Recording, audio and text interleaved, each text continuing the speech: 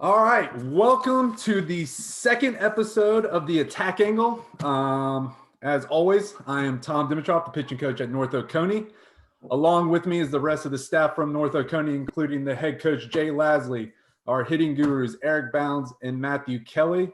And on this awesome evening, we have our first ever guest. Congratulations! It's I appreciate it, man. Coach Turco from Pope High School. He's going to drop some knowledge on hitting. Originally, he was supposed to speak at the Georgia Dugout Club, but due to COVID, we have canceled that this year, or the Georgia Dugout Club has canceled, not me personally. But with that, we get to hear kind of what Coach Turco was going to bring to the Georgia Dugout Club. So we're super excited. Coach Turco, thank you so much for coming on. We really appreciate this. But just to kind of touch on your background, all right? This is your 18th year at Pope High School, I believe, right? That's it, man. Yeah, that's actually my alma mater, man. I got hired back there way long ago, 2003. So the guy I coached was actually the guy I played for. He's still there. So Coach Rollins had quite the longevity. Yeah, man. So it's been awesome. So to get right, you've won 4 state championships. You've played in the last 4 state championships. You've won 2 of them. You became runner-up in 2 of them. But you are the head softball coach at Pope High School. You've also played for the last 3 state championships, including winning 2 of those. Is that correct?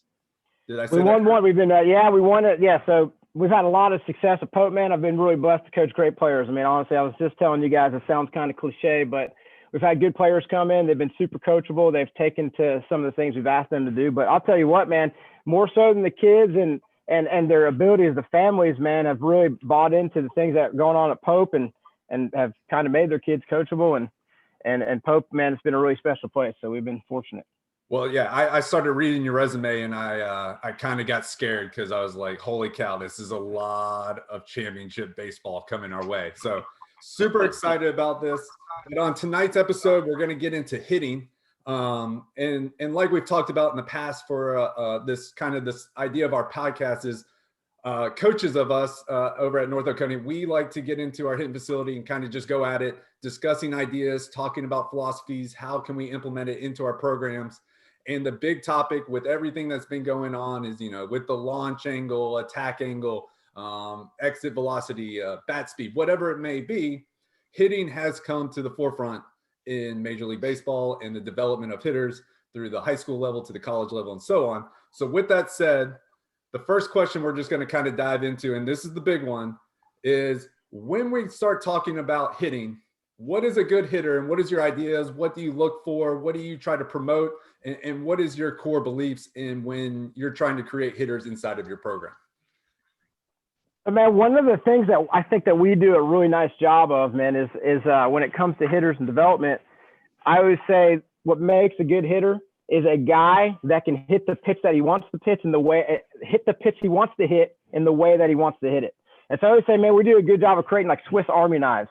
Like if I need a guy to come up and hit me a ground ball, he's going to do it. If I need him to hit a gosh darn sac fly, I need him to do it. If he needs to smoke a line drive, hit a soft single. Like I need that guy to be so adjustable and to be able to have the ability to change his swing, if you will, or have the ability to manipulate the ball the way he wants to. Also, that guy's got to be a tough out. I mean, that guy's got a freaking grind. He's got to be a battler. So if we're looking for a specific metric or a specific number, I don't know that we're necessarily going to say, oh, this guy's got to be 85 exit velo, or he's got to be, this launch angle. We want the guy to be able to come up there and we need him to know the strike zone, know what pitch he's looking for and be able to do with that pitch what he wants to do with it. So I know there's a lot to unpack there, but it's a lot. Anything you guys want to add to that? Coach Bounds, Coach Kelly, Coach Lasley, anything that you kind of like? One of the things about that question is, man, and one of the rabbit holes you can go down all day. So there's a debate going on about swing coach versus hitting coach. And so what you see on Twitter a lot of times, I'm looking at it and like, that guy is a swing coach, man. And a lot of the people that our kids take lessons from, there's nothing wrong with this, by the way. He's a swing coach. He's going to teach them, hey, mechanically, this is what a pro baseball player does. But then we get them in there and I'm like, hey, man, I love hearing that. I love your launch angle. I love this, that, and the other. But do you know how to hit? Like, hey, man, do you know what pitches you're looking for? Can you make an adjustment? Like, that's great. You can sit back and rock the fastball. Can you make the adjustment off speed? You know how to do that. Like, can you grind it out on 2 strikes? Can you make the pitcher work? So those are the things, in my opinion, that make a good hitter. That's what a hitting coach does versus like a swing coach. Yeah, I think you could make the argument that it may be easier to be a swing coach than it is a hitting coach. Right. Yeah, because it's basically, does your exit velo improve? Does your swing path improve? When you really get down into it, and performance is what matters in the long run, we're trying to create the most successful hitter that we can. You say you want your guys to be able to do a little bit of everything. Does that depend on their strengths? Obviously, you've got guys that are well-rounded hitters, can hit balls both gaps, but you've also got guys who may not have that same ability. Do you look at more their strengths, or do you try to improve their weaknesses? I mean, we came out, that's a great question, man. We came out one year when launch angle started out being big, and I really was pushing that big time. We hung these launch angle nets in our cage, and I if you go on Baseball Savant, you can see this, this exit velocity and this launch angle produces this batting average in Major League Baseball. So I was telling my guys, hey, man, I found like 18 degrees at 95 miles an hour or something like that produces like 900 batting average. So we're trying to do that. Everybody's trying to do that. Well, okay, so back to your original question. I have this guy that he's like my height, like 5'6", 5'7", and he's trying to like put the ball in the air. Well, this guy's like flying out, man. He's not having the same exit velo as a big 6'5" guy or whatever that we got, just smoking balls in the gap. So we kind of had to tailor it down to, their abilities and what their strengths are. So we basically say, hey, man, like this is your exit velo right now. This is probably what we need to aim for with you. Hey, man, this is kind of where you are right now. This is where we need to aim at for you. But then teaching them the adjustability and how to, if I need that sac fly, I teach them how to do that. But at the end of the day, we want to basically train that hitter with his strengths to maximize his abilities. Absolutely. Bounds. I think you do a great job of explaining this, talking about how to match a person's bat path with their ability on exit velocity and their strength. I think of a couple of hitters that we have that ability to have that approach angle that looks good, but the strength is what a normal line drive to the left fielder is their max strength that they can do. So I think you do a great job of preaching that. Can you just kind of talk about that real quick? Thanks, Tom. I don't know how great I am at that, but I definitely look at that. And that's one of the things I think you can go on like Baseball Savant and you can punch in, okay, he hits it this hard. What happens when you increase or decrease his launch angle? And it'll show you, this guy, at this distance will hit 600. So hey, don't you love that website? What's that? Don't you love that website, man? Oh, it's I great. could play on that thing all day, man. Absolutely. You just sit there and change the metrics and like, look at that. That was gone. Oh, that one's no good. Yeah. I mean, you can hit it 100. That's what I was looking at videos today. And I was like, top videos at ball exit speed. And I see Aaron Judge hit one 117 and it's straight into the ground. I was like, well, if they were playing him straight up, that was a ground out. Like 117 miles an hour shouldn't be a ground out, but that it would be in their league. So, right. But yeah, I think that's the biggest thing is, like you said, matching guys up for their abilities. Like you can't expect some kid who can only hit 75 that at the end of the fall, he's going to be hitting 95 and hitting it in the same location as somebody who already hits to 95. So I think, you have to look at, okay, what is your ability? And then what can you do with your abilities? If you're a good bunter, then you should probably work on bunting and make that your tool that you have. Not everybody's going to have the same tools. So. Exactly. I think another big one for us is just talking about guys from 1 to 9. Of course, your top 4 guys, they're going to be able to do those things that you need them to do. But in the end, the 9-hole hitter is not going to be able to walk up and rake doubles left and right, hit it over the fence. And if you do, you're going to win a lot of high school games on a regular basis. So anything else you guys would like to add into that kind of conversation of what you would look for in a good hitter? And I'm going to comment on your number 9 hitter thing real quick. I heard legendary coach Mickey McMurtry from Lasser has always told us, how good a team is based on the battle his number 9 hitter puts up. If you got a number 9 hitter that gets up there, man, he grinds it out. That team's really good.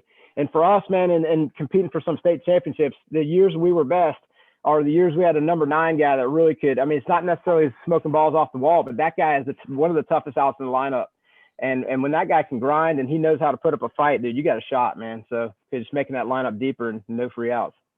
Yeah, and I think also the importance of that guy being able to roll the lineup over. Exactly. I mean, we like to stack our better hitters up at the top of the lineup because they're going to get the most at bats, right? I mean, I like to say if the lineup rolls over and you're a pitcher facing the lineup, would you rather face the best hitter at leadoff, or would you rather face the third best hitter at leadoff and wait to the 3-hole to get the best hitter? I mean, let's put our best hitters up at the top. Well, your best hitter's not doing a lot of good at that bottom of the order, can't roll it over to you. So really the 9-hole hitter being the worst guy, in my opinion, is a little outdated, if you will, because we need that guy to be able to get on base. We need to be able to run. We need to be able to bunt. We need to be able to do all the little things to set the lineup up for it to roll over to those guys. What's your opinion on, the situation of the order and kind of rolling that thing over to the top?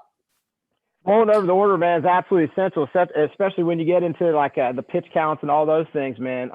And just getting your better batters looks, got to roll the order over. I mean, absolutely has to happen. I mean, you don't want any of those easy innings for the pitcher. So I'm just kind of looking. So you've been in it for 18 years. From the first year you started coaching to now, as you've seen hitters develop and change and the games change and all that, what has been the biggest thing from day one as a hitter that when you walked in and you started coaching, like, this is what I'm going to harp on, this is what I'm going to do, to now, like, looking back, are you like, oh my God, why did I ever say that to a kid? Why did I ever try to push that? And now I look back and now you are where you are, and you're like, I can't believe I ever said that to a kid back in the day.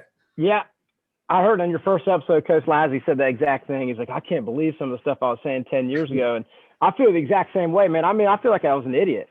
Like, what in the heck was I doing? So, yeah, we come out, man, when we're first talking hitting, we're like, hey, man, knob to the ball and hands and all this stuff. And squash the bug and all the, those terminologies and everything everybody's saying. And I felt like I was just regurgitating things I've heard throughout my entire life. And I think I was telling Coach Lassie, man, I started watching the home run chase, and Barry Bonds is chasing down 755, and I had TiVo, and I'm watching this guy in slow motion. I'm like, he's not doing anything that I'm teaching. I'm a fool. and it just so happens, man, we were going through a dry spell at Pope when my first year we made the playoffs and went 4 straight years without making it. And honestly, we felt like we were on the hot seat, like jobs on the line, and we're researching our butt off just trying to get better. And I'm sitting there in 2009, and we had a really good team. And I'm like, man, we got to do some things here. And we did a couple of different things with our 09 team. Like, we started instituting count responsibilities and things like that.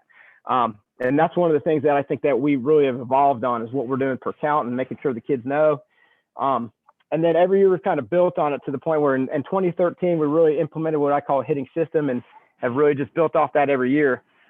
With just, some certain things, like besides count responsibility, now we're trying to basically say, we think we can basically put in different categories how pitchers are going to try to get us out. Like high school pitchers, there are certain things they're going to do, and pitching coaches are going to try, to go to the pitcher's strengths to get us out. And then we develop an attack plan based on how the pitcher's attacking us in the game. And we call it, like, one of the dads on our team was a fighter pilot.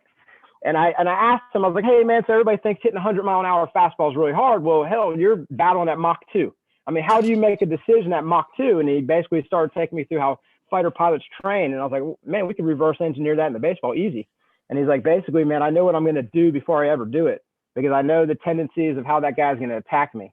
And so now, man, that's really kind of what we're doing during the game. We're trying to figure out what the pitcher's doing, reverse engineer a plan for the kids. They kind of already know, if the pitcher's doing X, Y, and Z, I'm going to attack him this way. These are the pitches I'm looking for, because the guy knows his strengths and his hot zone or whatever it might be. And we weren't anywhere near that when we started coaching. There's this, man, knob to the ball, 6-4-2 in batting practice today, man. We're just going to hit it gap to gap. And I mean, anything you want to add to that, Coach Leslie? You've been around the game for a while, especially coaching in college and then moving back to high school and moving through those progressions. Anything you've seen that's been the biggest change?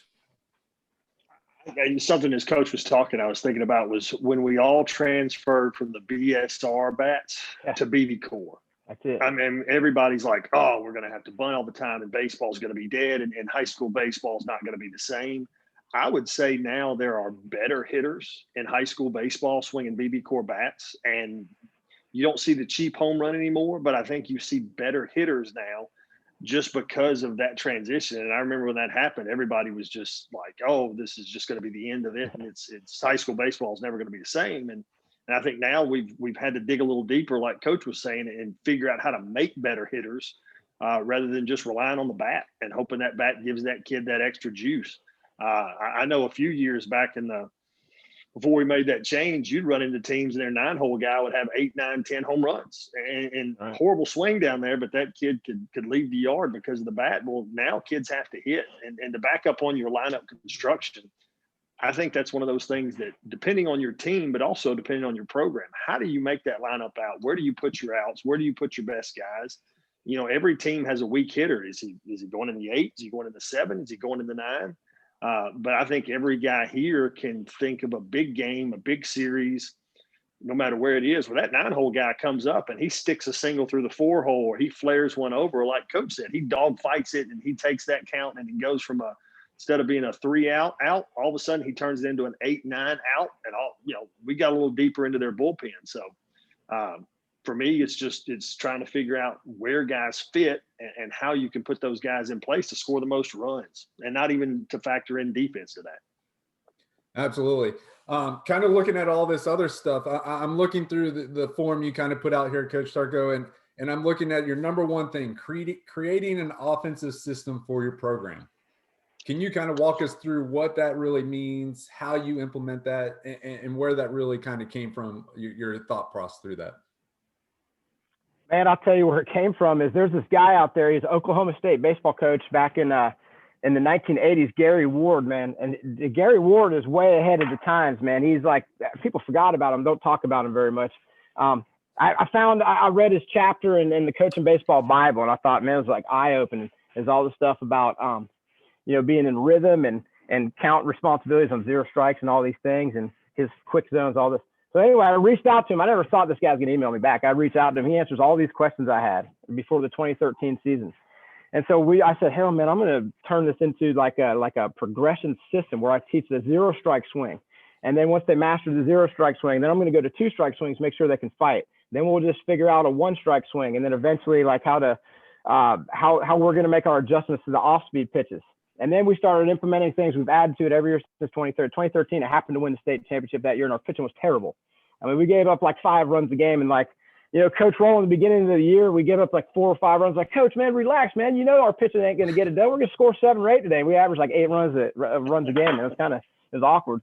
Anyway, long story made short. So now we basically build off that every year, and we reteach it every single year. We re-implement the entire plan. So we start with now 0 strike hitting and 0-0 flow is what we call it. Like we basically create a mental representation for our guys of exactly what we would like them to do on a 0 strike swing, not cookie cutting it, but say, hey man, this is really how we would like for you and your individual swing to transfer your momentum so that we can make sure your bat's coming through the zone at max speed. And you're going to be able to, we always call it GTMAD, give that man a double. Because that's our philosophy. And 0 strikes is boom, give that man a double.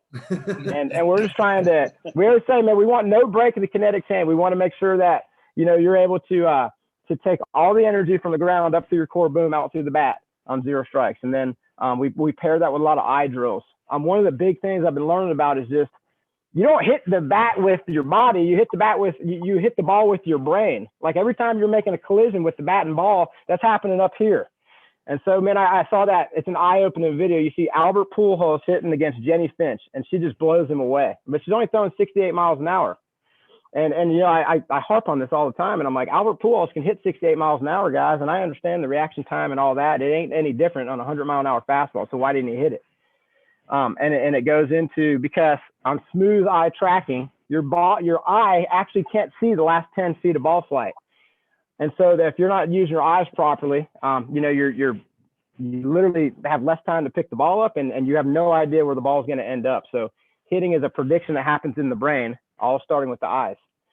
And so we do our 0 strike hitting along with our eye, we call them eye patterns, with our eye patterns from the very first day that we walk out there, whether it's a colored ball drill or just a release drill from our hands, seeing wrist, skinny wrist, fat wrist, all those things. And it starts with that, and we And we also have our guys, and this is a staple in our program. And our guys, sometimes they hate it, but we make them do it anyway. We're adamant. You will stand on deck, and you will watch. When you're on deck, you will take freaking live takes. So we actually put a net behind our hitter in the batting cage, and this guy stands up here like this, and he's literally right here, boom, and he's taking his live takes. Because what I've learned is that taking a live take in your brain is the same as taking a live swing with the ball.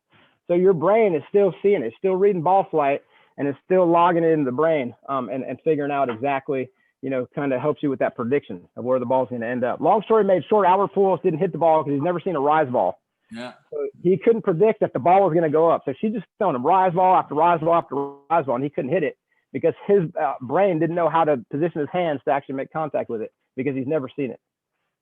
Now, Coach, when you say you're doing fat wrist, skinny wrist, when you're doing colored balls, how do you work that into a practice plan? Is that something that is just a station during a hitting thing? Is that something where you're going to start a practice? We're going to work on this part, but how would you put those eye drills into a January practice when you're preseason and you're getting ready to go with things starting in a few weeks?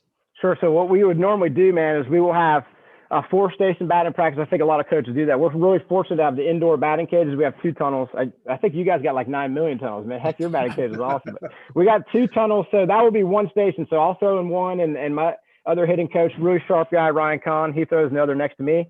And so I could either do do that drill. I could do a variety of different drills. But we'll do it in the batting cage, or we'll just put a L screen out on the field, and we can do that with just color balls on the field where they're not hitting.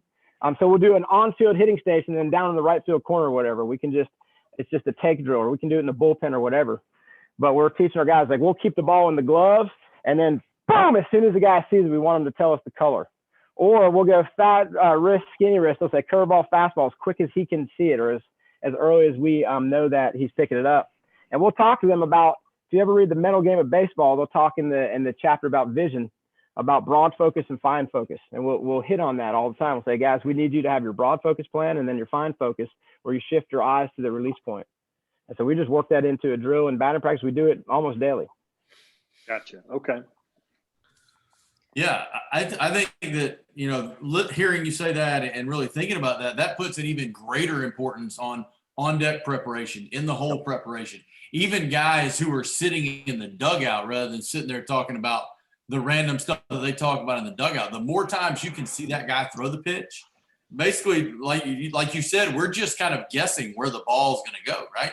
And we're swinging to where our mind tells us the ball's going to go. Exactly. So the more times we can see that breaking ball maybe come up a little bit out of his hand. I love the skinny wrist, flat wrist, or fat wrist. That's awesome. Just to kind of pitch recognition as soon as possible, the bigger advantage that we have. How many times can I see this guy throw a pitch, whether it's on deck, in the hole, or whatever? The hard part about selling this to the guys, and this is true, as the year goes on, they get better and better and better. We tell them these aren't things that you are consciously going to be aware that you're learning. It's all happens, I guess, subconsciously. But I said, look, I know that this seems impossible day one. Like, you can't freaking tell. But by the end of the year, you get quicker. And by the end of the year, they're freaking nailing it. But you got to stick with it. Like, if the kids are slow with it and you give up on it, because this ain't going to work. It doesn't work. If you stick with it, they get quicker and quicker and quicker. And our best at bats are always in the playoffs because we've done these drills so many times and we stick with them. And the guys get to the point where, yeah, man, it hits home. It's That's funny. a good time to peak. Well, the thing you talk about vision is you always hear about, like, Ted Williams, and you hear about these great hitters. Their vision is phenomenal. It's better than the average man walking the street. I remember reading an article, I think it was Barry Bonds, talking about he could see the difference in the fingers on top. He could see the difference in the knuckle curve. He could see the 3 humps for a changeup, all with a guy who's throwing a ball at 95 miles an hour. And that just gives that guy an advantage when you can recognize this versus this versus this versus that old knuckle curve. And when you know that when it's 60 feet away from you, I mean, you've got a better chance of hitting that ball. So, what you're talking about with the eyes is just, I hate to add this pun, but it's eye-opening. And that stuff. So the other thing that we do, man, we do all live arm batting practice. We don't do any machines. Like, machines are garbage. I know a lot of coaches think, yeah, coach, you're crazy. What do you mean no machines? Because like you don't hit off a machine in the game and they can't practice the vision off a machine. So we need them to see the ball out of a live arm every day and at different arm angles. We need them to see that because that's how the only way they can recognize it when they're going to see it in the game. We all have copper arm sleeves.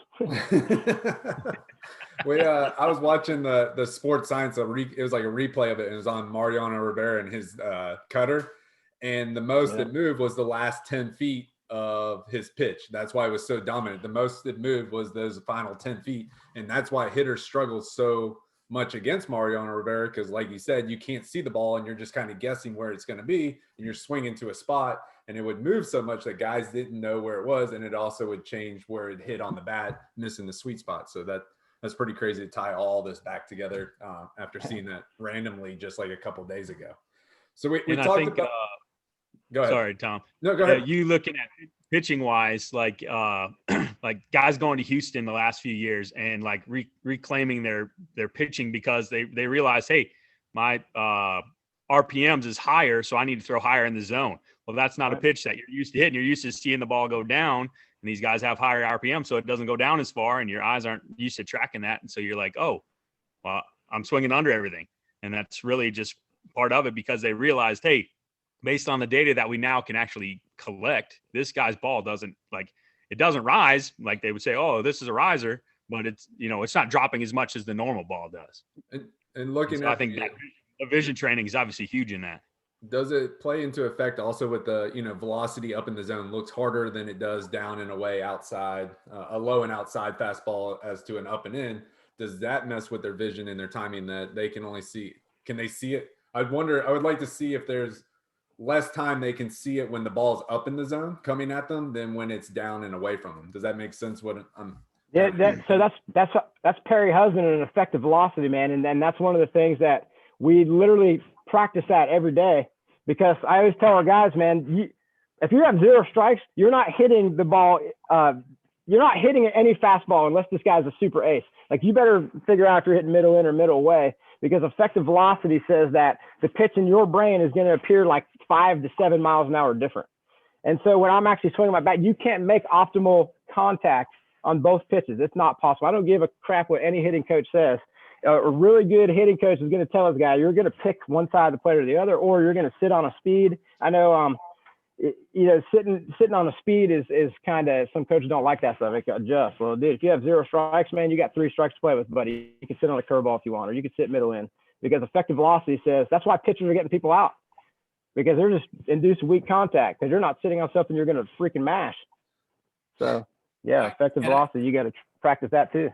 Absolutely. And I think pitching development as far as velocity and athleticism was probably a little ahead of hitting development. Oh yeah. Over the last 10 years where athletic pitchers and velo and the uptick in the velo has really kind of turned the table where hitting guys, we've got to pick it up a little bit.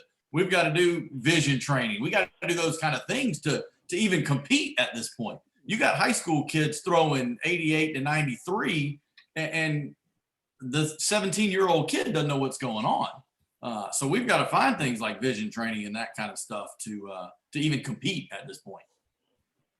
I told Coach Turco, we were talking about, he was asking about Rocker and he was asking stories about it. And I told him the story we would all laugh about when we're standing there and the guys in the third base coaching box and Rock's throwing 95, 98.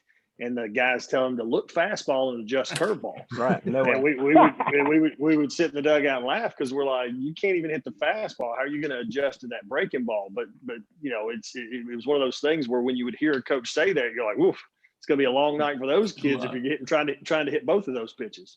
So when we go back to the 0-0 flow and a kid is up at the plate and all the teaching has come along, what exactly should that kid be thinking when he's in that 0-0 flow? Like what pitch, what location? Is it a pitch and a location, or is it just, hey, I'm looking for this location, or am I just looking for a certain pitch that I want to try to handle that I'm on time with?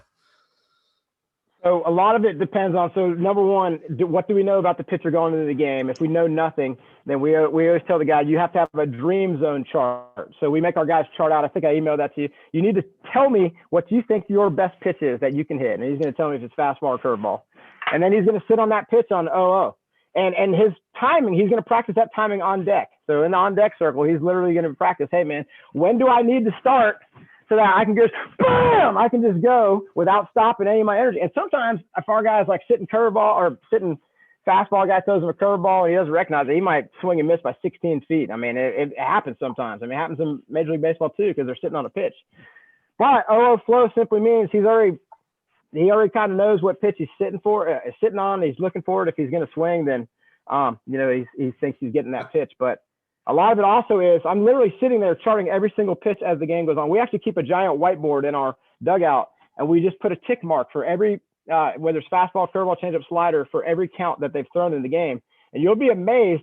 Pitching coach will just get into this board wins us 2 to 3 games a year. Pitching coaches will get in such a rhythm where every 0-1 pitch is a fastball, or every 2-1 pitch is a curveball. And our kids know, okay, this is the count. This guy's going to throw a curveball. I'm sitting on it. I'm going to freaking mash it. And so they have those things built in too when they're going up to the plate. How does a kid on your team determine if it's 0-0 flow? Do they have the freedom to swing at a curveball, or are we looking straight fastballs, or do you talk to kids and go, hey, you handle the curveball way better than you handle the fastball, whatever it may be? Is that predetermined by you guys? Are you keeping track of that in practice? Is this something that you track day by day so you know what pitch they make the greatest contact with, so they kind of have an idea? There's an open conversation about it, so there's a little more of awareness. How do you guys go about that? First, yes. So we throw them. They have freedom, but we throw them fastballs, we throw them curveballs in practice. We do all these things, and we try to determine who can hit a curveball, who can't. So first and foremost, we always tell our guys, I don't care how good you think you are at hitting a curveball. We hit hangers, not hammers. And then we basically define to them, this is a hanger, this is a hammer. A hanger is a ball that starts kind of at our neck, is going to drop to our belt. A hammer is something that starts at our belt, is dropping to our feet. And we're not swinging at hammers. That's absolutely not happening. Not until we have 2 strikes, regardless. But if a guy's a great curveball hitter and he wants to sit on a curveball, he can do that. But there's the other part of it. If that umpire's not calling the curveball for a strike that day, and I'm sitting there charting, and I tell my guys, hey, man, if he's throwing below, 50% curveballs for strikes, we don't ever need to swing at that. That's crazy, because that's going to drive his pitch count up by taking it, and you're not going to be able to walk. So we need you to, basically know if this guy can't throw his curveball for a strike, we don't need to hit it. Then you can just sit fastball and we freaking dominate because we only have to worry about one pitch. If the guy can throw his curveball for a strike, that changes our approach then. So we practice all these things. Does 0-0 flow change as the game goes on, deeper in the game? Are you more worried? Absolutely. Yeah, 100%. If a guy, 6th inning, we're down a run, or the game's tied, does that approach change from when we're up a run or maybe up a couple runs? Imagine if we're up a couple runs, we're doing whatever. We're just going to keep doing what we're doing. But a neutral game to a game that we're losing in, does the 0-0 flow change from that point? It changes based on the tendencies of the pitcher and the strike zone of the umpire. So based on what the umpire is calling for strikes and what the pitcher's throwing to us that day, then that would change it. So there could be like we're green lighting curveballs early in the game. If the guy's just pounding the zone with it, yeah, you need to hit it. But all of a sudden he loses command of his curveball. He falls below the percent that we're saying. We're like, hey, red light, you're not swinging at the curveball here because the guy lost command of it. And we're going to drive his pitch count up, get him out of the game because he can't command his curveball anymore. They're going to have to throw you a fastball. You know it's coming. Let's go. You call it 0-0 flow, and I assume that's just kind of like a mindset. Energy flow. We kind of talk plus minus counts a little bit. Plus counts, we're going to have an approach. Minus counts, we're going to have an approach. And if you start thinking about plus and minus counts, there's really only a couple of options.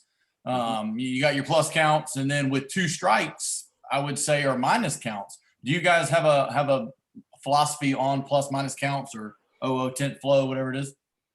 We have so our 0 strike approach based on what the pitcher's doing. Then our 1 strike approach also is going to be dictated on what the pitcher's doing. We know right now 46 or whatever 50% of at bats are going to end up in a 2 strike count. So we practice 2 strike counts nonstop. We just call every 2 strike count. You're going to use your 2 strike approach. And our 2 strike approaches can be different depending on the guy. Some guys, we want them to go foot down early. When we say foot down early, it's, front toes down, heels up. We're tracking the ball. We always tell them, hey, man, we put a cone out there. You can track the ball to 10 feet. You're not allowed to swing to the balls at 10 feet. And we'll literally get in the batting cage And I know this sounds nuts. And in the beginning of the year, no one can touch this. I will throw it as hard as I can. I can't throw that hard, but I'm 35 feet away and I throw 70. I mean, it gets to the guy at like 110, miles an hour. He can't touch it. By the end of the year, they're crushing that ball back at me. And they don't know if I'm throwing a curveball, changeup, or 110. So we always tell them, you got to be ready for 104 or 64. You got to be ready for both of those pitches in a 2-strike count. So you have to figure out, can you still take a leg kick and do that? Can you still hit 104 in? Because that's the least reaction time pitch, and hit the curveball away with a leg kick? Do you need to go foot down early? So we basically turned them into, and this is the Swiss Army knife part. If my guy is one of these back leg guys and he's all here, well, he might have to go a little bit more hands, which I know that the hitting coaches nowadays hate this, and the swing coaches refuse to teach this. But because I'm trying to win a game, not hit a home run, I'm teaching my guys, hey man, you might have to be more handsy. Like, this is an adjustment you have to make on 2 strikes, because I need you to foul that pitch off, or I need you to maybe hit a soft single, or I need you to hit a sharp line drive in the gap that gets to the wall. But you have to be ready for every pitch. Whereas 0 and 1 strikes, you don't have to be ready for every pitch. You can go based on his tendencies. But on 2-strike count, you have to hit everything. Yeah. So 0 strike, 1 strike is more of the swing coach count. And then 2 strikes is more of the hitting coach count. So we'll tell them, man, because 2 strikes, like, you go to these hitting or swing coaches, they won't teach 2-strike approach. But we also tell our guys, we want you to hit a freaking double. You're trying to hit the ball as far as you can on 0 and 1 strikes. And we also tell the guys, we wrote a little creed. And we say, like, hey, man, 0 and 1 strikes belong to you. A 2-strike count belongs to Pope High School. That is Pope High School's at bat at that point. You had your chance for glory. Well, your chance for glory is up, and now you're going to grind out the at bat, because by you grinding out the pitches and fouling stuff off, you're going to get the next guy behind you a hit, and that's going to win us the game. You're going to tire the pitcher out. You're going to wear him down. You're going to piss off the pitching coach when you foul crap off, and the next guy's going to get a hit, because that became the team's at bat. And then we'll tell the kids, hey, man, this at bat can belong to anybody. So if you don't want to grind out a 2-strike at bat, then I'm sorry, man, you can't play for us. Absolutely. And one more thing. It sounds like you really challenge the guys. Throwing as hard as you can from 35 feet. It's challenge. Is that something you kind of use to feel out your guys a little bit? Maybe the competitive side, or the guys that start pouting and kind of go off in the corner. You're like, maybe you're not our kind of guy. But what are some other things that you do to challenge and find out a little more about your guys? So this actually, like, we did away with a FGBP, and one of our guys calls it feel good batting practice. We always used to get in this internal debate about, do we need feel good batting practice or not? And we always tell our guys, so you're asking about challenge, we tell them, you got to have a growth mindset, man. You're going to fail in practice. It's going to happen, but you have to understand that failure is making you a better player. When we first started doing it, yeah, man, it took a lot of buy-in. It was tough, man. And I appreciate Coach Rowland trusting me to do it, because I'm just unveiling this plan that kind of like hashed out with Gary Ward when none of us knew it was going to work. And then we had really, really, really good parents and players that really bought into what we were going to do. And again, we won the state championship the first time we did it. And from there, it's just kind of rolled, man. People have believed in it. It's worked, and we've just kept it going. So we challenge the crap out of our guys in practice. And yeah, there's still arguments and battles, and still got to get guys to buy in every once again. But we repeat it every single year, so they know what to expect coming out. So our guys know, hey, man, this guy might be a little crazy. And we don't know if we agree with him, because my swing coach is telling me that he's still, but it's been working for us. So that's great. You look at Driveline, they've got, talking about their hitting and talking about how they think that some of the guys should probably go and, get like AAA pitchers that are, either hitter, and then have them come out there and throw BP like before the game, like, hey, let's go, let's cut it loose, let's throw sliders, let's do all that stuff. Like, if you want to see it and you want to get on time with it, it's a lot easier to do that than sit in there and hit 50 miles an hour and just try and launch balls out of the yard. Actually, that Driveline article was saying that your brain waves are totally different on the 2 speed pitches. Did you read that? Yeah. No, I just read that one 2 days ago. Crazy. Yeah. I mean, it's just interesting to see like that stuff. Like, but the hard part, I think, for us is like, how do you translate that to a high school setting where you don't have the resources like those guys have at Driveline? Like, how can you, you got to take little bits and pieces of it and go, okay, I can do this part, but I don't have like EEG or sensors like that I can actually like work with that and see what your brain waves are doing right now. So I always tell the guys, I can't prove any of this to you with your brain and your neural learning and anything. I'm just telling you the science says this is going to happen. And the one thing that's eye-opening to them, again, I'll throw 110 inside on a 2-strike count and a curveball away. They don't know what's coming. But by the end of the year, they've progressed so much that they're like, something's happening. Coach, I don't know what it is, but something's happening. So So real quick, kind of walk us through. This is kind of getting off topic a little bit, but what's a typical day of Pope like BP look like when we walk in season? It's a game, or you're a day before a game, couple days before the game, whatever it may be. What does a typical Pope routine of batting practice look like? Because it doesn't sound like it's your typical, like you said, feel good, let's go out there. I know a lot of it used to be take your shirts off and let's try to hit bombs and feel good about ourselves, get ready to go. But it doesn't seem that way anymore. And this is the top type of progression in the game that I've really been amazed by that's been developed at the high school level, especially. Our guys know, man, we have a giant whiteboard in our batting cage, and we'll write our routines up. And so we'll come in, and the first thing they're going to do is their tee drills. So we do the tee drills because we want to make sure that their mechanics or their fundamentals are staying, that they're staying correct or whatever you want. So me and the other hitting coach walk around, and we'll make sure everybody's, kinetic chains working. I know buzzword kinetic chain. So we'll do 5 minutes of tee drills. We'll do 2 different drills. Then we'll all come and meet. We'll review the batting practice, make sure everybody knows what they're doing. 4 groups.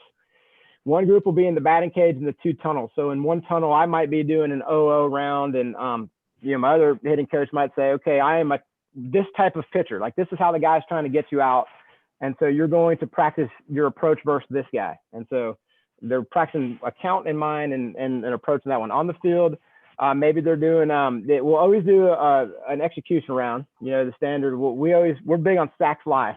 I always tell guys, dude, if I need a goddamn sack fly, it's the easiest thing to do in baseball. So we'll do, sack fly round, and we'll do some ground ball middle round. So for our execution, we'll also then on the field usually do a 2-strike round, because what we want the guys to know is, hey, just because you're waiting longer or letting the ball get deeper doesn't mean you can't drive the ball either. Like, yeah, it's not as powerful as your 0-strike swing, but we want them to be able to feel the 2-strike swing on the field and just know that they can still drive gaps, because we don't want them to doubt waiting longer is taking their power away. We want them to understand, hey, man, so we'll do a 2-strike round on the field, and then we'll probably do another pitcher type on the field, one that we're not doing in the cage. So we'll say, this guy's trying to get you out X, Y, and Z way. And so the guys will practice that on the field. Some days we can do an 0-0 round on the field. And then we may do an identify round out there, usually like in the bullpen or in the right field corners. I was saying earlier, we'll do an identify round and probably pair it with a bunt round. So we actually still practice bunts. We don't bunt that much, but we'll probably do bunts and then an identify eye routine. So, and then there might either be a shag or a base running station. Do you guys ever incorporate? Go ahead, Matt. Well, I was just going to ask back to the bunting thing, because I do believe that obviously the pro game is totally different from the high school game, and a bunt in the pros is an out. And there's really only one scenario statistically that says a success, and it's when you bunt a guy to third with nobody out. So if you can get a guy to third, 1 out, that's your best chance to score a run. But in high school, it's different because there's a lot of other things to go around. You can be more aggressive with the bunt. You can bunt for hits. There's the possibility of an error. As the level of play progresses, it gets lower. But how do you guys use bunting as an offensive and or sacrifice game? So we'll take our guys. I think Coach was saying earlier, the guys that have some speed or can bunt for a base hit, we'll obviously use that. When it comes to offensive game, Coach Rowland actually has gotten away from this, but he really used to be kind of a station-to-station guy. He used it all the time, and he bunted guys over a lot. Now, we'll steal a little bit more or hit and run, but we still do the station-to-station a little bit, bunting a guy over to second, because we know if we get him second, base hit's going to score him. So we actually will give the out up. I know that, the shift. I read the book, The Shift. It says now that's dumb. That's not going to give you a run. But again, I tell the kids this all the time too. They'll say, my swing coach says this because the major leaguers do this. And I say, guys, I don't coach Major League Baseball. We are high school baseball, and it's a totally different sport. It's not even close to the same sport. I mean, it's not even close. Well, that's what we were. Go. I'm sorry. Well, I was just going to say, man, a ground ball in Major League Baseball is a guaranteed out for 2 reasons. Guaranteed. One, because you have 3 reasons, really. You have the best defenders in the world. The ball's going to be hit super hard. It's going to get to him quickly, and the guy's not going to run fast out of the box. In high school baseball, the guy's arm's not as good. He's not the best defender in the world, and we better be running hard out of the box. So you can actually, this is something that we have experimented with. I firmly believe you can influence errors just through speed pressure. So if the guys get out of the box, they can influence an error, because the coaches aren't asking their kids to make plays at full speed against the full speed runner in practice. It's not happening that often. So a guy will rush his throw. I mean, they don't practice it. So if we're just putting pressure on them, then I mean, Well, I'm going to be honest with you. We used to look at on-base percentage. Now we look at OBPE as the gold standard stat for us. OBPE. I can tell you based on what our team's OBP is, whether or not we're going to make it to the state championship, finish in the Elite Eight, or not even make the playoffs, just based on that one stat. Okay. Can you explain a little bit more on that? Yeah, I'm about to do a blog post on that, but what I found out is this reverse engineering our state championship seasons. I was like, man, I used to do all these quality at bat charts and all this stuff, but the guys never really bought into it, probably because I didn't explain it well enough. But I said, man, there's got to be a stat out there that, I mean, we're winning all these games. What correlates? Like, what is the thing that is the same for all the seasons? And it doesn't matter if it's softball or baseball. When we go to the state championship, our OBPE is 460 or above. If it's basically 420 to 460, we're finishing somewhere before the state championship, and it's 400 to 420. It's probably a first round knockout. If you're not even 400 on the OBP, you're not making the playoffs. That's what our stats have shown us internally. So for us, we're going for one thing. We're trying to get on base 46% of the time, and all of our plate appearances, not just at bats. That's what we're going for. It doesn't matter if it's hit by pitch, walk, reach on an error, or get a hit. But we're not up there trying to get hits all the time. We're up there trying to get walks. If we can get hit by a pitch, that's the greatest thing that you can do in Pope High School's program is get hit by a pitch. Like if you get hit by a pitch, you're a hero. And the reason is I tell the guys, hey, man, the rule book was written this way. When the ball leaves the pitcher's hand, there's only one guaranteed way to get on base, and that's get hit. So I'm not telling you to get hit, and I'm not telling you to lean into a pitch. But I am telling you if the ball's going to tick your shoelace, we're not jumping out of the way of that. We're letting it hit our shoelace. and ever since I've done that, you're going to sound crazy. We've had so many shoelaces hit and so many jerseys ticked and all this stuff. I mean, we got like 54, 55 hit by pitches a couple of years in a row. I mean, that's one of the reasons that we made it to state championships is just because our guys used to like flinch on this little like curveball that a guy threw wrong. It was going to hit his shoe, and now they just let it hit their shoe. That's a mentality too. Yeah, it's totally mentality. Kids start to thrive off of that, man. That's awesome. They do. You make them a hero, man. We give them the on-base armor. If they get hit by a pitch, they costume armor, and we take the picture, put it on the internet, and they're the hero of the day because they sacrificed for the program. I like that. The on-base armor. On-base armor, baby. Getting their pictures out there. They all love being in their pictures. I mean, the more pictures you can get of them on there, the more they like it. All right, so we've started talking about in-game, the average 46% of the time. On your championship hitting sheet that you kind of put out there, you talk about the 5 questions that every hitter needs to ask when facing a new pitcher. So a new guy comes in or the game's about to begin. What are those 5 questions that you kind of walk through, each hitter walks through in their mind, getting ready for the guy that they're about to attack? Well, what pitch will I see 0-0? Will I see a fastball in the first 2 pitches? What off-speed pitches does he throw? Is his off-speed pitch thrown for a strike today? And what approach do I need to use? So this builds a plan for us. And what pitch am I going to see 0-0? Is he going to throw me a fastball 0-0 or is it going to be an off-speed pitch? Well, I see a fastball in the first 2 pitches. So what that tells me is if my hitter wants to sit fastball, can he? Or is it that's just a waste of his time? He can eliminate sitting fastball if the guy's going to go curveball. What off-speed pitches is he throwing? What off-speed pitches does he throw? Is it curveball? Is it a 1-7 slider? Is it changeup? And then is it a called strike today? And the reason the word today matters, our kids would come in and be like, oh my God, this guy plays my summer team. His curveball's so sick. I was like, I don't care what he does in the summer. I don't even care what he did yesterday. I want to know if this umpire is going to call it a strike. And so it's what the umpire wants to call is all that matters to us, man. That's the strike zone for the day. Don't complain about it. It's the strike he says it is. And then what approach do we need to use? So that basically helps our guys figure out how is the pitcher attacking me? And then which of our, practiced approaches do I need to bring to this at bat? So every single guy that comes in the game, they're asking those 5 questions and helps them build that attack. This is a lot of information at a really good speed. So yeah, we were just talking, me and Coach Lasley, just inside the indoor, we were talking about a couple of our pitchers that are now developing velocity and starting throwing a little hard and going from the over-the-top curveball that they threw just because they couldn't. It was the only way they could really spin. Now going to like more of the traditional slider, getting a little more power strikeout going. And just talking about, and the first thing that Coach Lasley brought up was umpires. Like the curveball is great because over the top, a lot of umpires have a hard time calling that and seeing where it crossed and where they call it more based on where it's finished. based on Right. the slider, they can see moving side to side as it comes through the zone, and it's an easier pitch for them to call. So it's Right. easier for them to be consistent in high school. But so you get away. A lot of kids get away with the curveball because the umpire has a hard time calling it. So that's pretty interesting thinking about that side of from pitching to the hitting side. And that's one of the things that we basically tell our guys, we have to practice this. Like I'm not great at throwing a wipeout slider, but my other coach can throw one. And dude, we'll throw a wipeout slider 6 inches off the plate, and with 2 strikes, we're like, yeah, you have to hit that pitch. I don't care if it's a ball. There's going to be an umpire this year that calls that. And I can't have us just come back with a bunch of punch outs saying, okay, you got to at least foul it off. Okay, you got to be able to touch that pitch.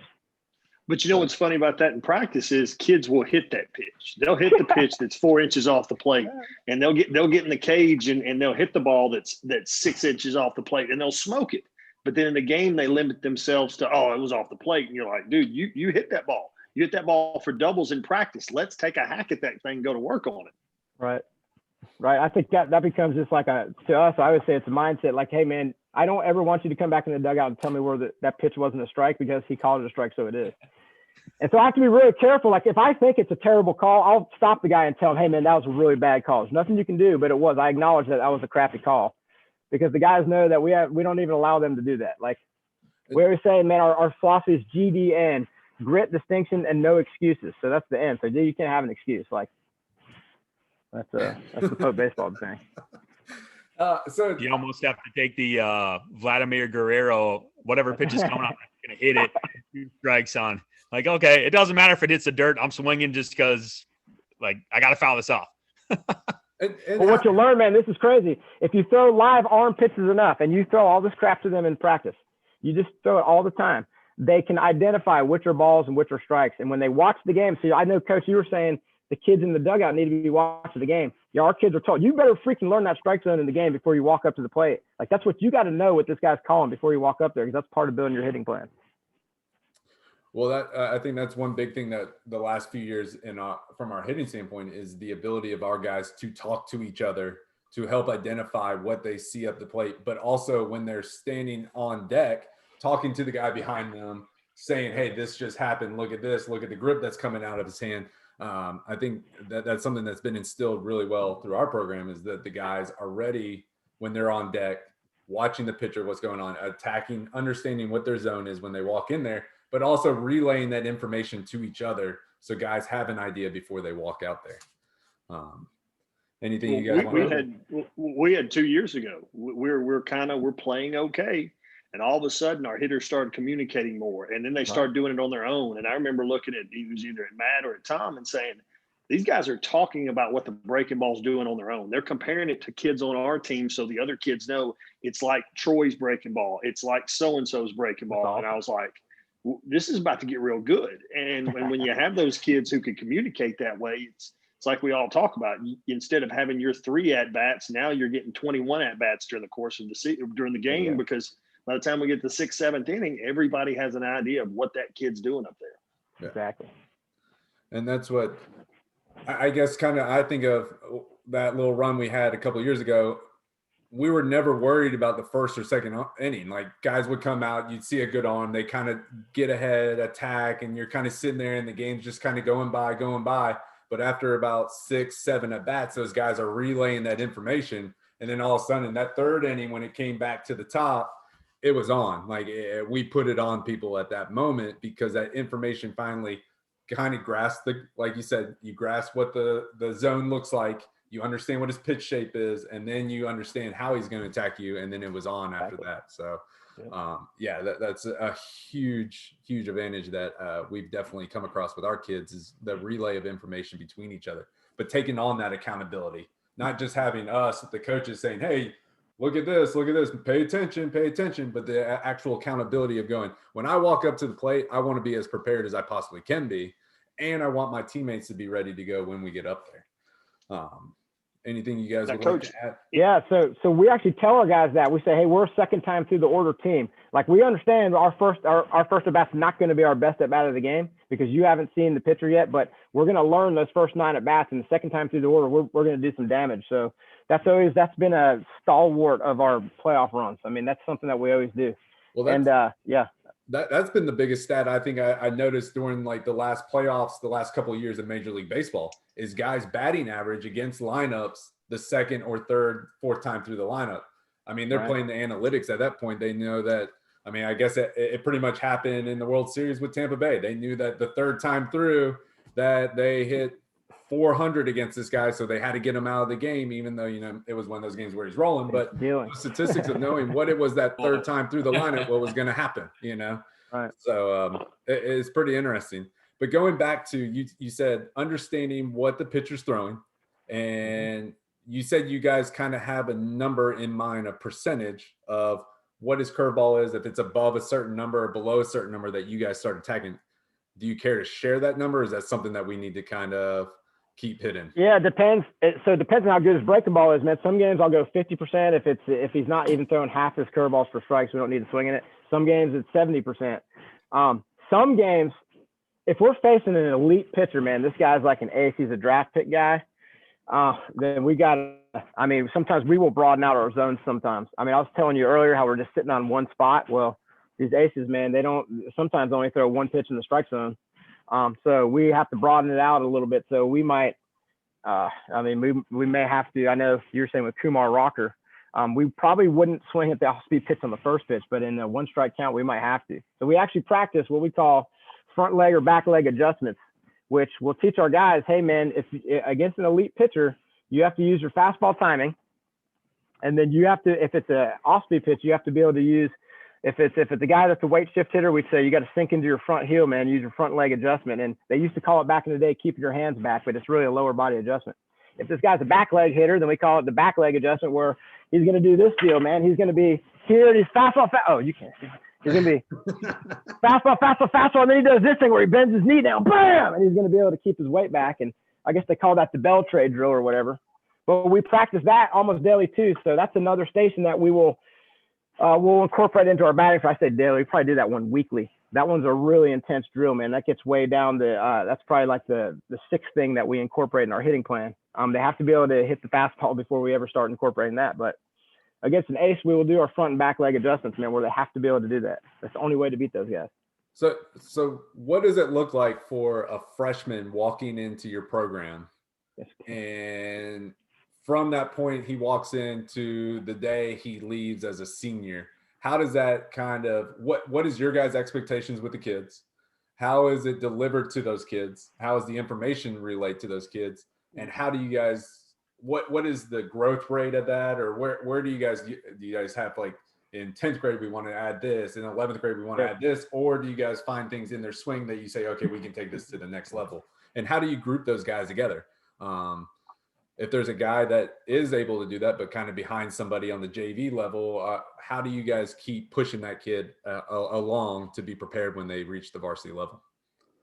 So we actually do this based on JV and varsity. So we'll, at the very beginning of the year, we sit all our guys down. We reteach this every year. I got like 120 slide PowerPoint where we go through this whole thing, and we do it over like 3 days.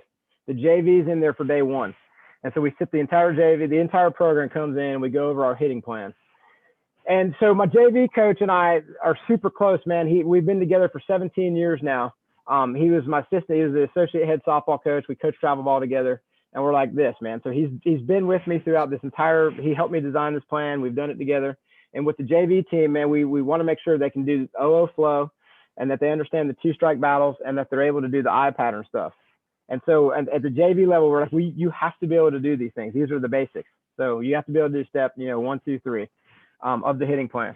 If you can't do that, man, I don't know if you can progress. At the end of the year, so Coach Rollins has done a really good job with this, man, identifying the kids that he sees as big contributors, or guys that he thinks maybe could benefit from coming up to the varsity for a playoff run. And we'll usually bring 1 or 2 guys up to the varsity, and they just kind of get immersed. They get thrown into it. They don't always know what's going on, but that's where the upperclassmen really take ownership. And they you're saying, well, what does it look like when you're a senior? These guys are able to teach it to the younger guys. Actually, at one point in time, was going to institute hitting captains, where I would have the upperclassmen guys go and teach it to the underclassmen. I wanted to do that this year, but with COVID, I don't know that we can do the cross-pollination stuff or whatever you call it. But our upperclassmen can actually teach it to our underclass. Our AD, man, he loves to call it cross-pollination. Great guy, by the way. He is a baseball softball coach himself, so it's awesome to work for him. But yeah, the upperclassmen literally could teach it at this point. That's how long they've been around. So,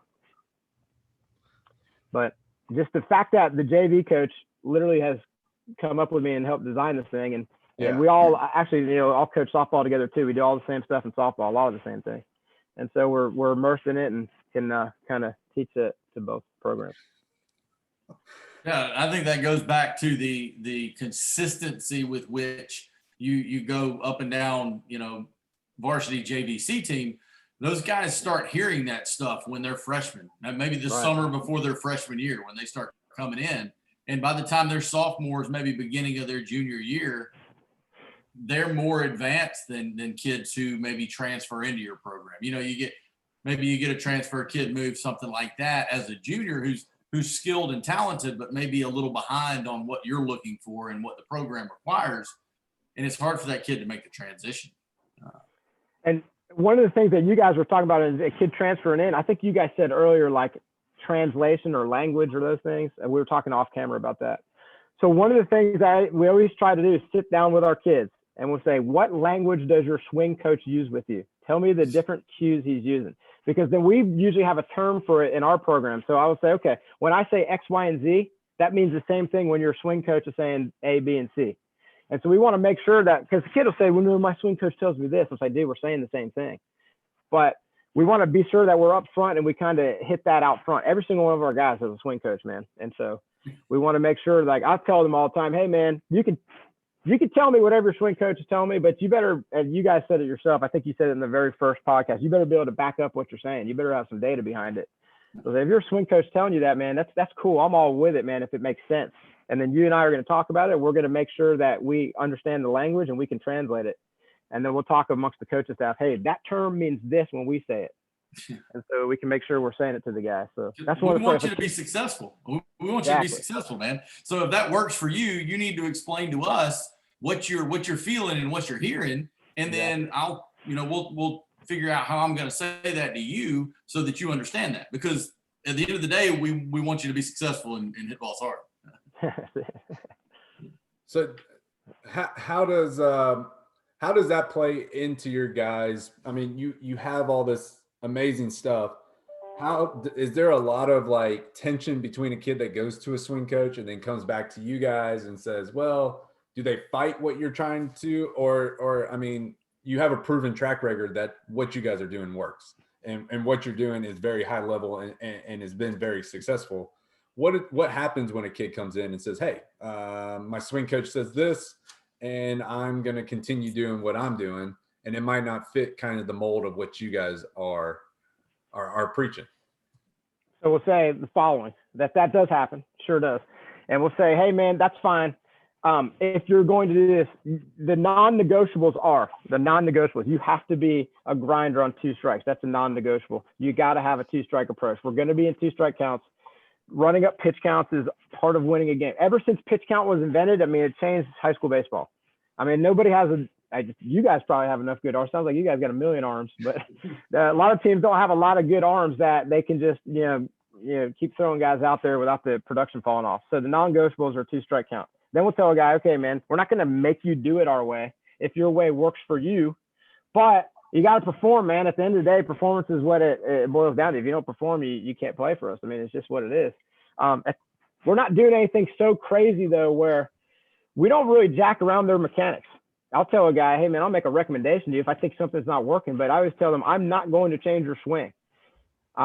If you think your swing's comfortable for you, okay, if it starts not working, the first thing we're going to try to fix is your timing. We're going to try to make sure that your cues are on and you're able to get on time. If you can't get your swing on time, well, maybe we'll make an adjustment or something or a change. But I mean, we'll usually the guys will buck the 2-strike trend. That's the biggest thing they'll argue about because their swing coaches are telling them not to do that. Because at the end of the day, who's paying a guy to teach you how to foul a ball off? I mean, the parents aren't paying money for that. I mean, that's why I don't make that much money, man. I'm just a high school hitting coach, right? I'm teaching guys how to win a game. They're teaching guys how to make the major leagues or hit a home run or whatever. We do that too, but that's not my main job. My main job is to not only have this guy crush balls, but also teach him how to grind out on a bat and win a game. So that's the one thing where all the swing coaches, they buck that trend, man. Especially it's worse than softball. Heck, it's so stupid. Why would you have 3 strikes to hit a bomb? And I'm like, the difference is you can eliminate pitches on 0-1 strikes. You can't eliminate a pitch on 2 strikes. That's what you got to understand, swing coach guy. And I'm cool with a strikeout if that strikeout was hard earned. So we'll actually track one of the goal boards we keep in our batting cage is if a guy can see 3+ pitches on 2 strike count. So if a guy can, he gets 2 strike count, and he can foul a couple off or whatever, or he takes a couple balls and then gets punched out, we'll celebrate the crap out of his punch out because you drove a pitch count up. At least you did something good. So sometimes I feel like if you just reframe your expectation, you reframe what success actually is, the guys will really buy into it. Like reaching on an error, we celebrate the crap out of that. We actually, if we can get the pitcher to like 24 pitches in the first inning, we'll ring a dinner bell. We call it the let's eat bell. We got a big bell and we ring the crap out of it. Cause heck, we just burned through a quarter of that guy's pitches in 1 inning. Sometimes it'll be like, the guy will have us in a 2-0 count and he'll throw a hammer curveball down the middle and get it to 2-1. And we're freaking ringing this bell, celebrating the crap out of it. And the other team's like, what the hell's going on? Like, dude, we just got you 24 pitches. So, just reframing what you're celebrating and the kids usually will buy into that. But the 2-strike thing, that's a battle sometimes with some guys. Where are you guys at with that? Like, do you guys have the issues with the swing coaches and your guys' philosophies, or? We had a conversation yesterday. One of our seniors came in and he's like, Coach, my guy that I hang out and hit with, he's like, his coach is telling him he has to swing down. And we're like, are you sure he's telling him that? And he's like, yeah, I'm trying to tell the kid, like, don't swing down at the ball to make it go. He's like, but he's not listening to me because his coach is telling him swing down. And so it was funny to hear like his perspective on it, being a senior now and him going through like the stages of growth and trying to figure out his swing and adjusting his swing throughout the year. But he's telling someone else like, no, this is not how you should do this. Like where you're talking about making contact is not your path is not down. Like it was just interesting to see like, and that actually was just yesterday that we were talking about that. So it's pretty funny. Yeah. Coach well, I'll tell you this story, Chris, and you'll laugh. One of the best insults we had in our building was an older brother and a younger brother when they're together. And the younger brother is asking for hitting advice from other players. And the older brother turns around and looks at him and says, don't talk to him. He swings down. Don't listen to him. And so that was the big insult was like, don't listen to this guy because he's a swing down hitter. I'm telling you the right thing.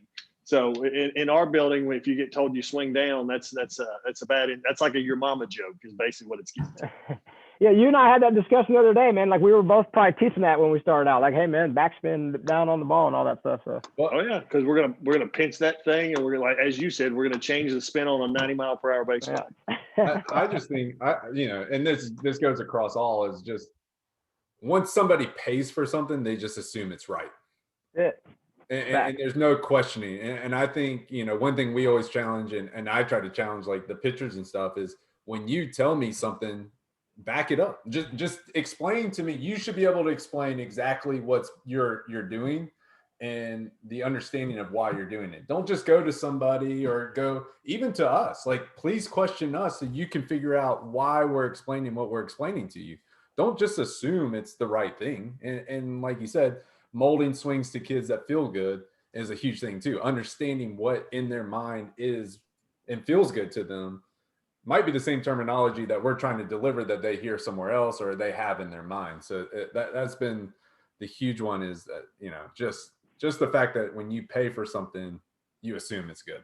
I'll tell you something I believe, and I don't know if it's right or wrong. I believe you can fix a majority of hitters in high school just on timing.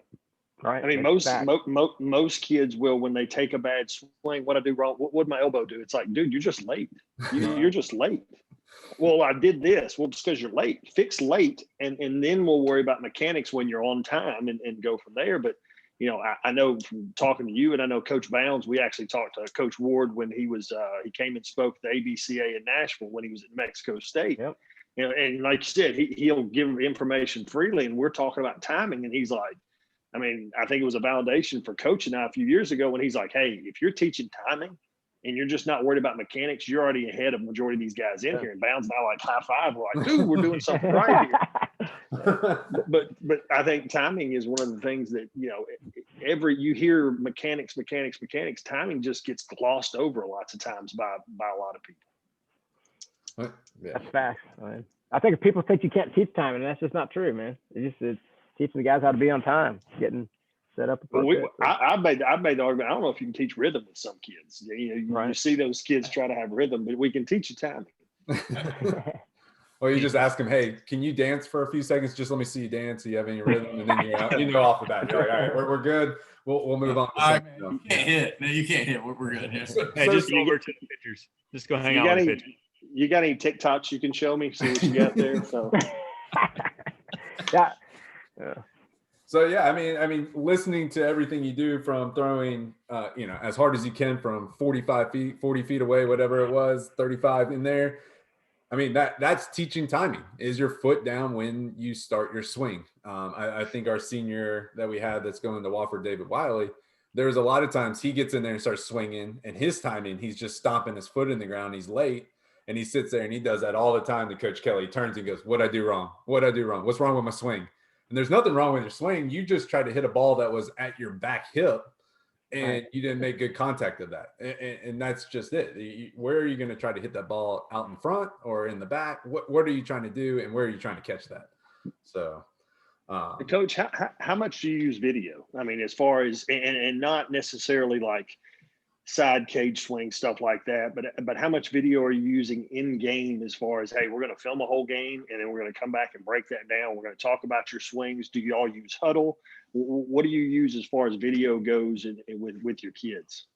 So now we have the NFHS network. I guess we have a contract with them, and I guess we get every home game for free now. So we can basically watch all our home games for free. With the away games, we bring either our iPad, or we just have a little flip camera, and we'll film one at bat a game for guys. I always say we just build a library of swings. So we have like 4 years worth of swings for some guys. And the reason we do that is if a guy said, well, I feel particularly good in this game, and we'll go back and watch. Okay, is there anything you're doing mechanically different, or is your timing just off? It's back to the same conversation. And we'll look and see if the setup's all the same, or if it's something that we just overlook. So we film every game. We'll film at least part of every game, so that we can have those swings to reference back to. So we got our little trainer girls. I know you guys got that. We have the manager girls. It sounds like you guys got like a whole data team of people, man. You guys got it going on with that. I was like, man, jealous of that. We can do like 4 or 5 more for sure. So.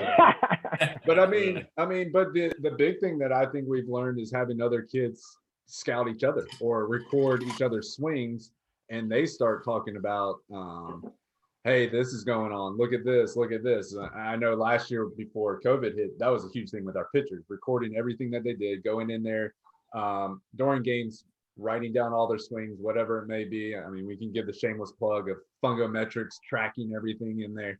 But pitchers would come back to the dugout and go, hey, man, your slider is starting on the outside of the plate. You're not even getting it across the plate for the hitter to even have a chance to take a look at it. It's already off the plate. We need to move it in a little bit. Or the fastball, they come in and go, hey, his fastball first inning was 86, 87. Now he's down to 82. And it looks like they're starting to get on it a little bit more. And kids are relaying this information. And once that starts happening, like, I felt like there was days we weren't even coaching in the dugout. It was just like, we're just there facilitating that we make sure the kids get there safe and get home safe.